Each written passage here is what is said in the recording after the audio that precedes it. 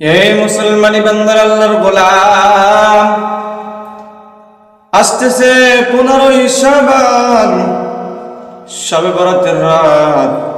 এই শবে বরাত নিয়ে কত মানুষ আছে যারা কেউ বাড়াবাড়ি করে, আবার কত মানুষ আছে সারাসারি করে।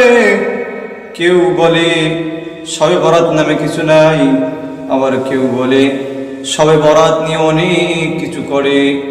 দোস্ত, বাড়াবাড়িও করা যাবে না, ছাড়াছাড়িও করা যাবে না। শবে বরাত আসতেছে, এই শবে বরাত হাদিস থেকে প্রমাণিত। শবে বরাতের রাতে রাসূল করিম সাল্লাল্লাহু আলাইহি ওয়াসাল্লাম ইবাদত করেছেন। হাদিসের মধ্যে পাওয়া যায় শবে বরাতের রাতে আল্লাহ তাআলা বান্দাদেরকে maaf করেন।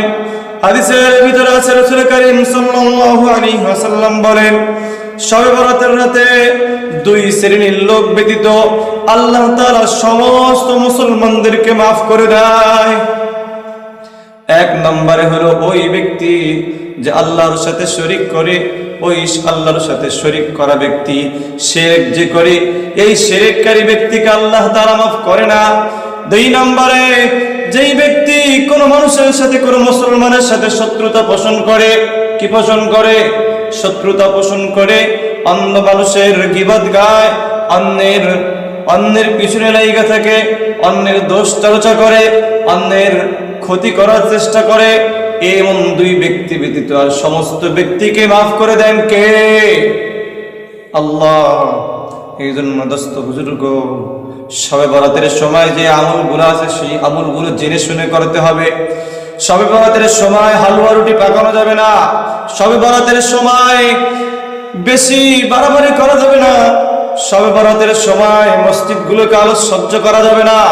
শবে বরাতের সময় আতশবাজি পটকাবাজি ফুলে আনন্দ করা যাবে না, হই হুল্লা চিল্লা করা যাবে না।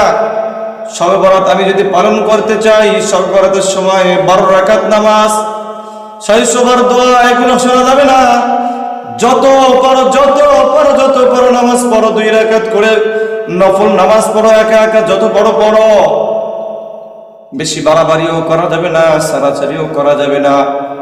এমনও বলা যাবে না শবে বরাতের রাতে 2 রাকাত নামাজের ভিতরে 3 বার কুল হুয়াল্লাহ, 1 বার সূরা ফাতিহা, 3 বার সূরা কাফিরুন পড়তে হবে, এটাও বলা যাবে না। এমনি নফল যেভাবে পড়া হয়, এমনি নফল যেইভাবে পড়া হয়, শবে বরাতের রাতে যত বড় নফল পড়ো, বেশি বেশি পড়ো।